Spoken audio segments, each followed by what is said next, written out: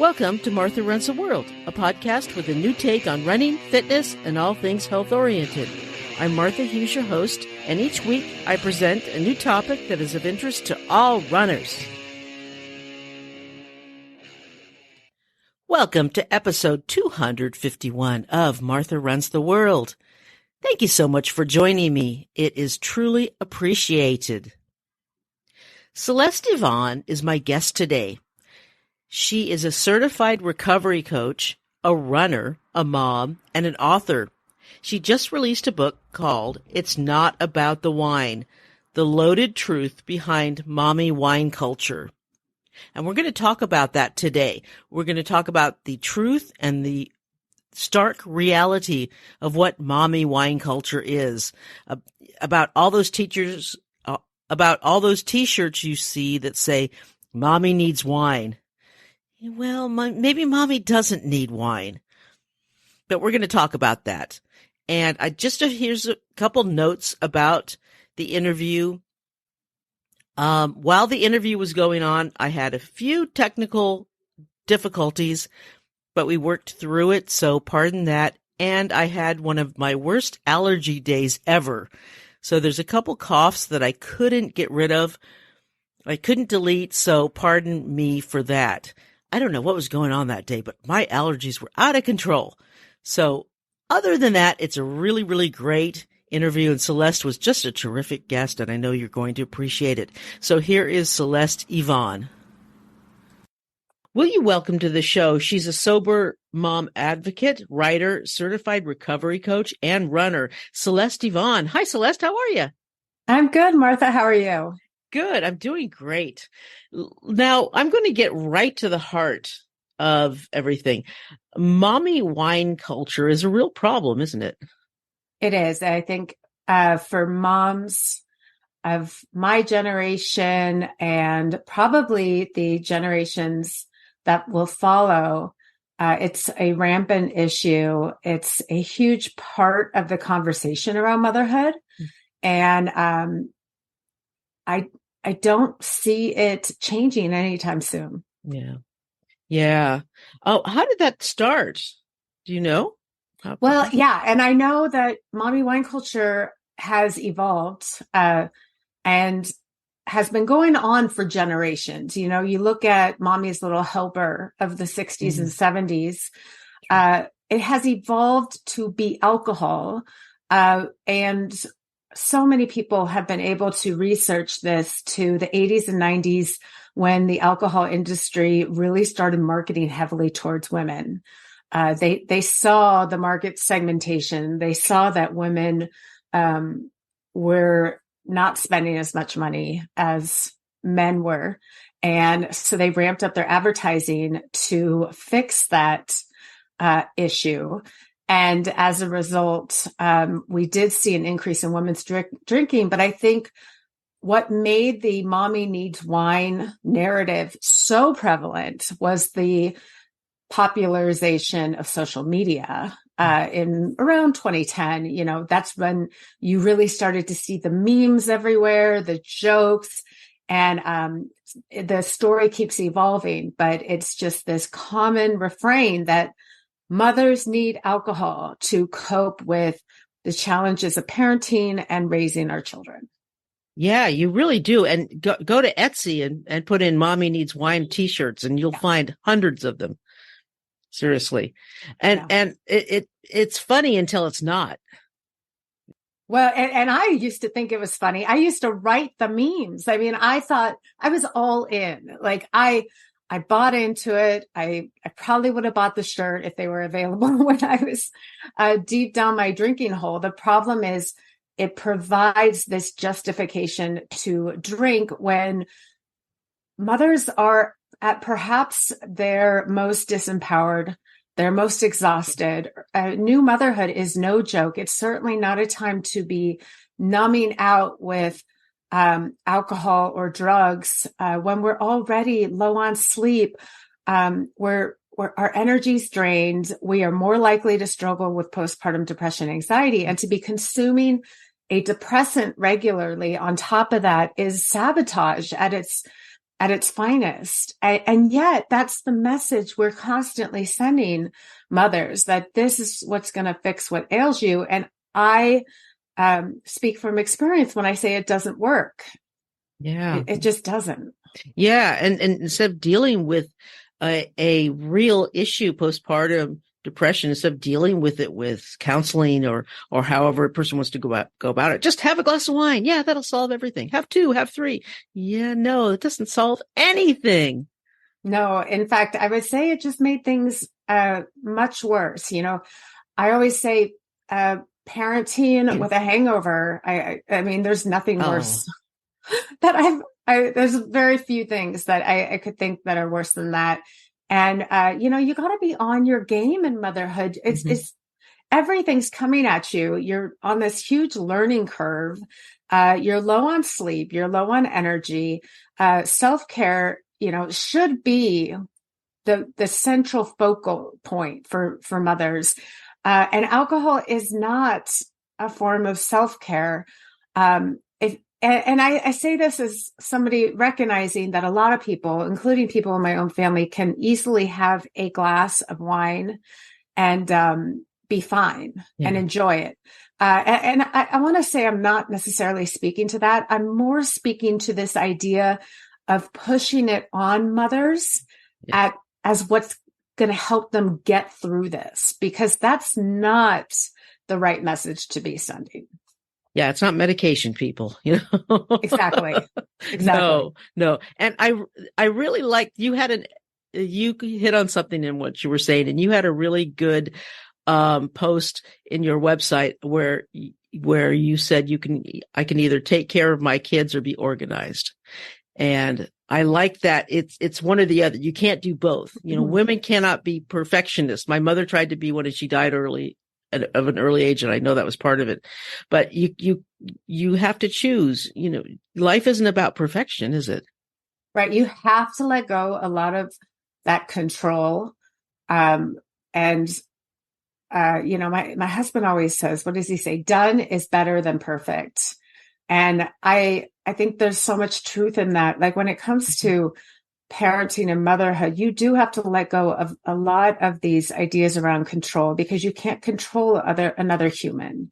You can do your best to guide them, but at the end of the day, you have to give up a lot of that. And I think for many of us, that's a really scary prospect. And it's certainly not something you have or you really understand until you've got little ones running around with minds of their own and often doing things that don't necessarily make you feel comfortable. Yeah. I haven't been a parent, so I don't get this, but I have friends who have kids, so I understand it and I'm around them a lot. So I do go through what they go through, when we talk about it on our runs and stuff like that. But, so I do understand that. And, they're just doing the best they can balancing things. I mean, if you're working and you've got kids and you've got relationships and everything, it's hard to balance everything. And then you've got the societal thing where you're supposed to be perfect in everything. You can't be perfect. No one's perfect. We'll be right back. Hey, quick question for you. Are you someone who wants to be fit, healthy, and happy? And what if I told you could get your dream body by simply just listening to a podcast? I'm Josh. And I'm KG, and we're the hosts of the Fit, Healthy, and Happy podcast. Listen, we get it. Fitness isn't easy. Carbs, no carbs. Just stop, okay? It doesn't have to be that complicated. And that's why we made this podcast. We get straight to the facts so you can become your best you. So the way to check us out is click the link in the show notes or search Fit, Healthy, and Happy podcast on any of the major podcast platforms. We'll see you soon.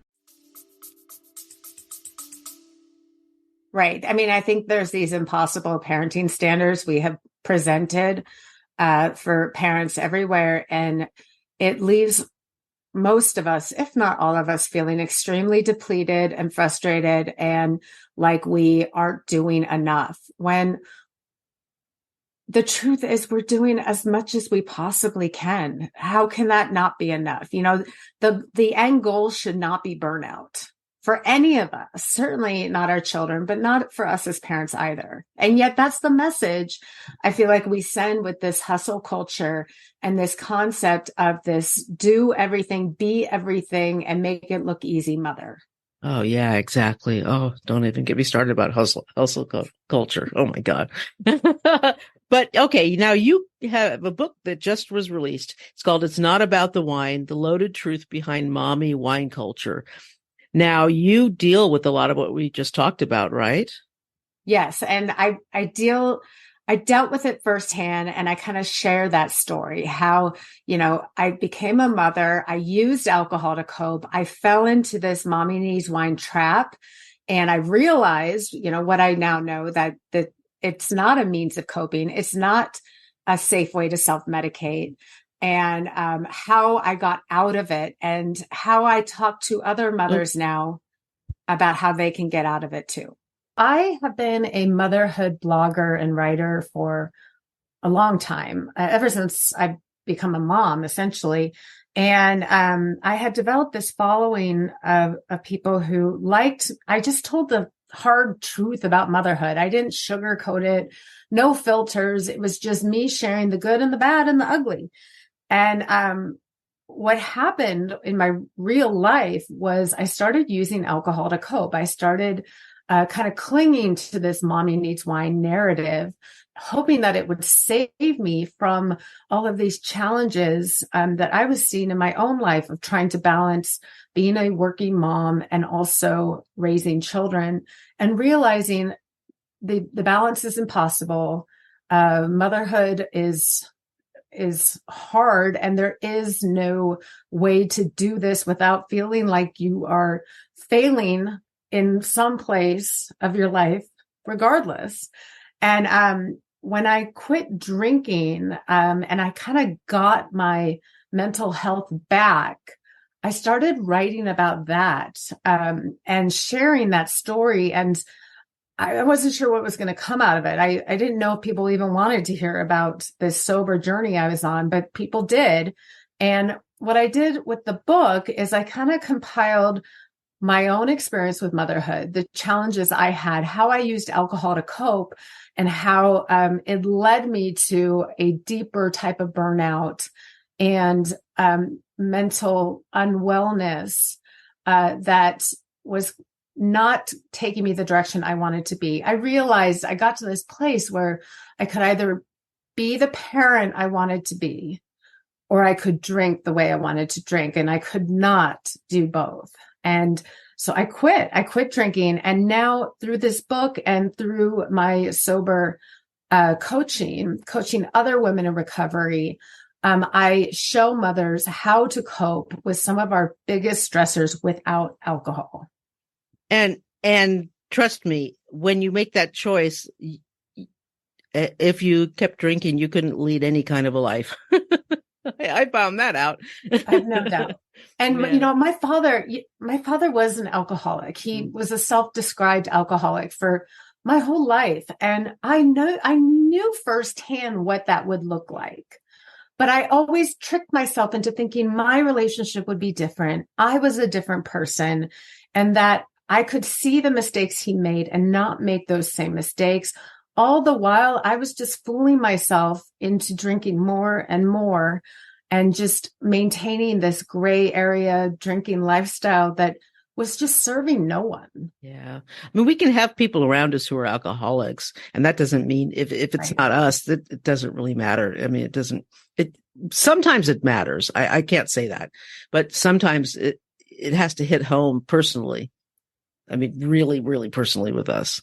So I think with my own father's experience, and I talk about this in the book too, that it really was my dad's journey and his story that probably led me to quit drinking sooner than I might have otherwise, because I saw what direction that led, and it scared me. I did not want that for my life. I did not want that for my family. That's good. Through his journey, I was able to get to this headspace sooner. That's good. That's really good. I think a lot. And then what I was saying something incorrectly before saying most people, but a lot of people, and then a lot of other people decide not to drink at all because they see it in their parents. My parents were teetotalers, so that wasn't why I drank, but I had different reasons. But Yeah. So your journey to sobriety, when did that start? Or how did that start? So that started, it was 5.5 years ago. I had convincing moments that led up to that day I quit. But what ultimately did it, my day one was a panic attack I had at work on just a normal Monday. My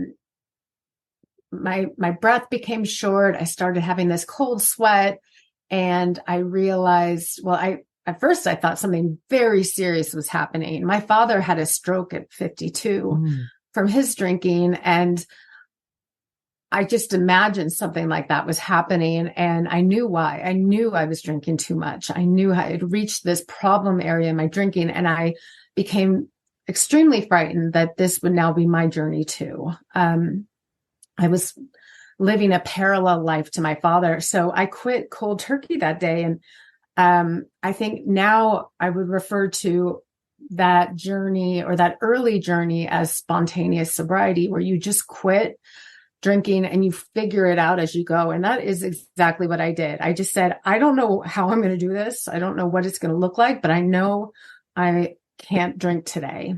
And I just started from there, and I started learning about sobriety and sober living and meeting other people who are sober along the way. But I dove in head first, saying, I'm scared. I don't know what direction I'm going, but I know what direction I can't go anymore. And that's where it all began. That's wonderful. I love talking to different people in recovery because all of our stories are different. Everyone has a different. Yeah, everyone has. And we all, so I work with sober women or women in recovery, and we're all motivated by such different things. Right. And it's a beautiful thing. I mean, because we're all so different and we have different motivators and different things excite us, and we have different values. And I think in recovery, you need to consider all those factors when you're deciding the right approach for you. Right. Exactly. Everyone is different. I mean, everyone is different, but everyone wants the same thing. They want a better life. Right. I mean, really, that's what it comes down to. We all have different reasons for it, but we all want to live better. How did you begin running?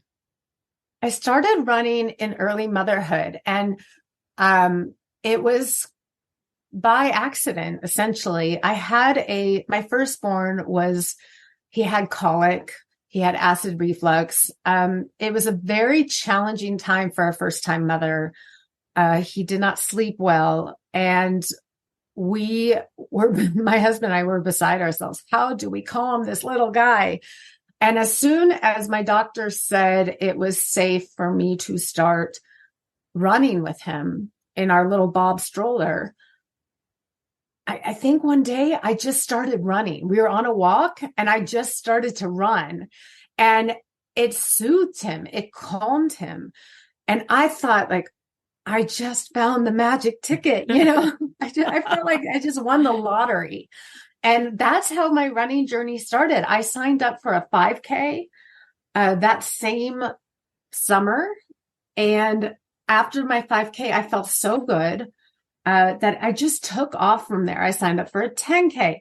I did a relay race in Reno, and then I did a half. And then I was like, all right, I'm ready. I'm going to do the full. And I signed up for my first full marathon. And it's worthwhile to say I ran my first full about 2 months before I quit drinking. And I think that's important because we can feel like we have all of our ducks in a row. I think on paper, I look like I had it all together. I have the family. I have a great job. I've got loved ones. I got people who care for me. And I'm running my first full marathon. I looked really healthy on paper, but it was the sickest months of my life. And there's this picture I have that kind of destroys me every time I look at it, but I keep it because it reminds me how far I've come. It was after the marathon, and someone gave me a bottle of champagne, and there's a picture of me chugging it.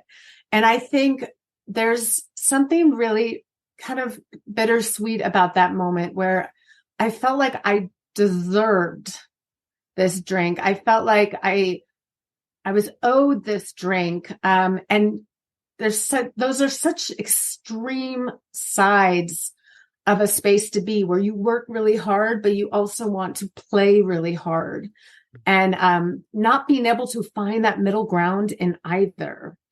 And, since that marathon, and I quit drinking a few months later, I've run 3 marathons since. I'm running my next one next month. So it'll be 5 marathons, 4 of them sober.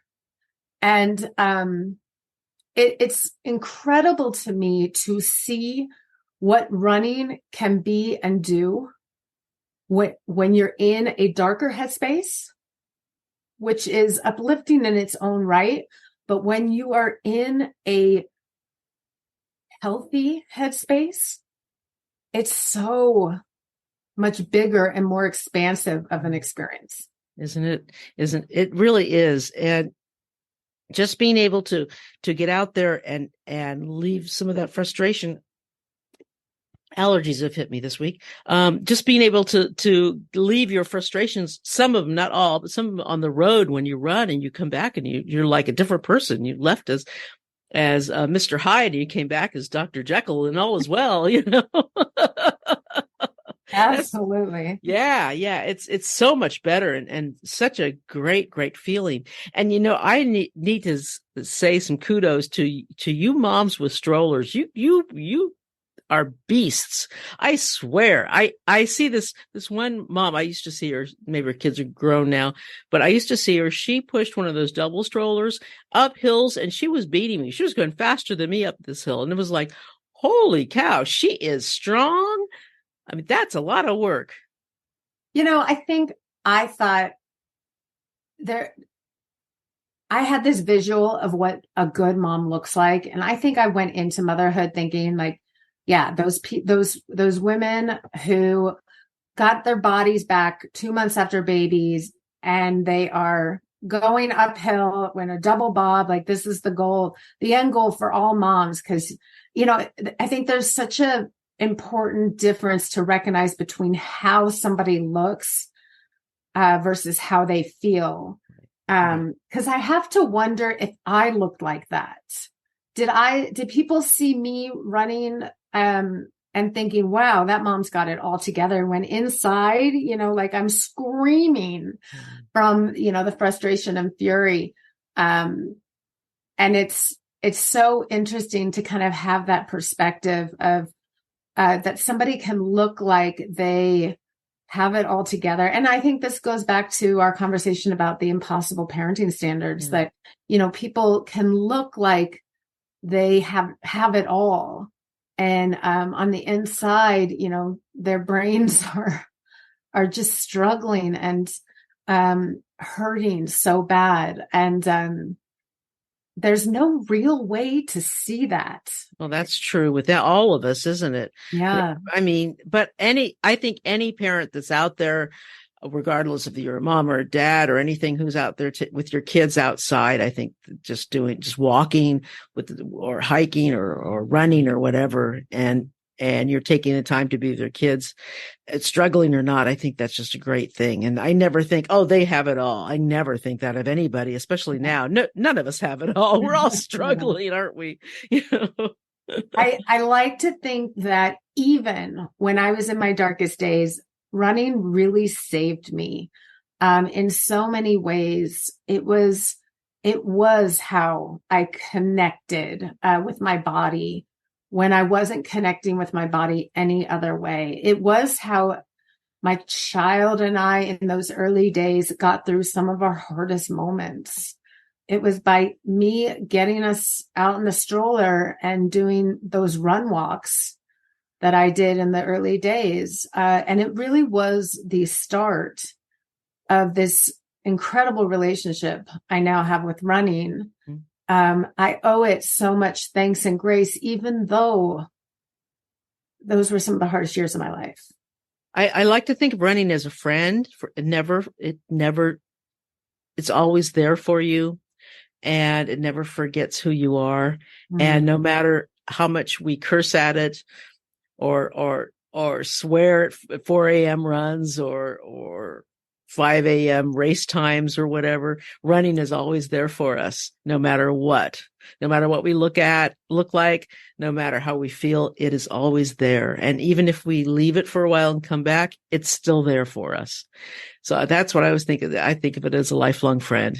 I love that. I think there's so much freedom that comes in knowing we can use our bodies to go places. I know that might sound overly simple, but it's empowering. Like, I love when me and my kids talk about how far something is, like, well, how far away is that thing? And I'll say, oh, it looks like it's 8 miles away. And my kids say, Mom, you could run that. That's great. That's like my favorite thing. Like, we're powerful. Our bodies are powerful. And I get to show my children just what our bodies are capable of. Yeah. What a great example you said. That's wonderful. It's so cool. Yeah, it is. So what is the Sober Mom Squad? Yeah. So the Sober Mom Squad is a community that was born out of the pandemic by my friend, Emily Paulson. She was in recovery for alcohol use disorder. And we had met over Instagram. And when the pandemic started and all the kids got sent home from school, and now we are teachers on top of everything else we're trying to do, she did a call to action saying, who wants to support mothers in recovery right now? And I raised my virtual hand and said, yes.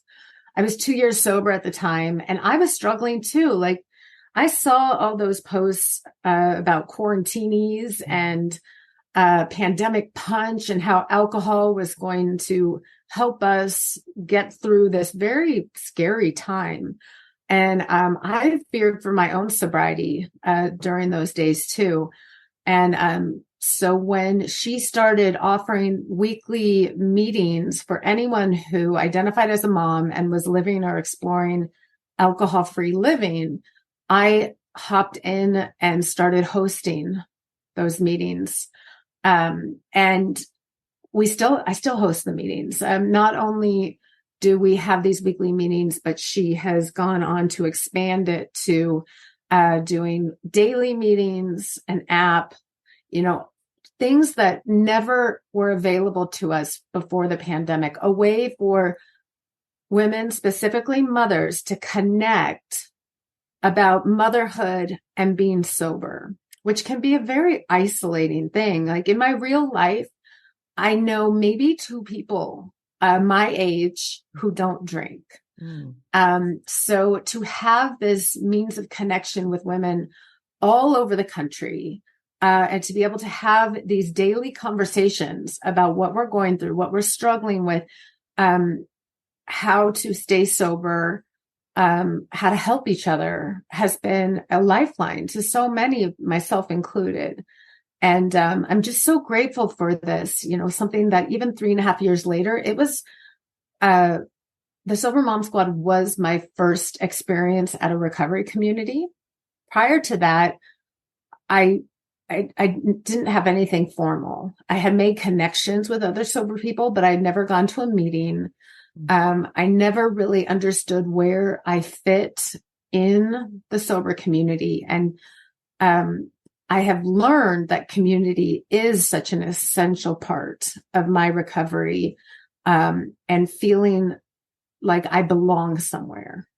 And I found all that through Sober Mom Squad. And now I host meetings twice a week, and I run their book club, and it's a lot of fun. Wonderful. That's wonderful. Yeah, I'm 18 plus years sober, and I couldn't have done it without AA. If I hadn't gone, I don't go to meetings anymore. I read the book, but if I hadn't had that the meetings every week for a year. My first year, I would not have been sober, not at all.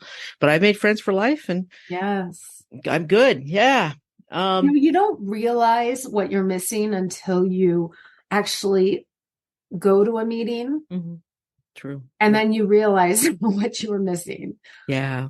So I think for my first 2 years, I just didn't know what I didn't know. But knowing what I now know, if I had to do it all over again, I would have done it very differently. I would have found that community on day one, because it's very isolating to be in early recovery, and meetings and support and communities really soften kind of that blow of isolation. They do. And I'm not really a group meetings person. And I went way out of my comfort zone to join these meetings. But it was after the first couple ones that were uncomfortable, it felt good after that. After that, it was okay. But yeah, I had to get past that hurdle. And that was pretty scary, but I did that. And after that, it was like, okay, now I can handle this. Yeah. I love that. Yeah. So now you have a marathon coming up next month. Which one are you doing? I'm doing the Marine Corps Marathon in Washington, D.C. Oh, how fun. I've always wanted to do that. I know. Great. I'm excited. I know it's going to be amazing. I've heard really good things about it. And yeah, it'll be my first time doing this one. Very cool. So what are some of the mantras you have when the going gets tough on your runs or your races? My favorite mantra is one that I also use in sobriety, which is the first mile is a liar. And I talk about this a lot in recovery meetings, that first mile, like, you will have all your demons coming out to convince you this is a bad idea. You can turn around. The couch is still right there, trying to sabotage you. And you can't listen in that first mile. You just have to keep going. You're warming up. Your body is getting into a comfort zone. And it's going from cold to warm. It's going to be uncomfortable, and that's okay. That doesn't mean it's a bad idea. It doesn't mean you're doing it wrong. Just keep going. And I use that metaphor in recovery all the time, because I think in early sobriety, that's how it feels. It feels wrong. It feels uncomfortable. You've got, the voice inside of you telling you, turn around, go back.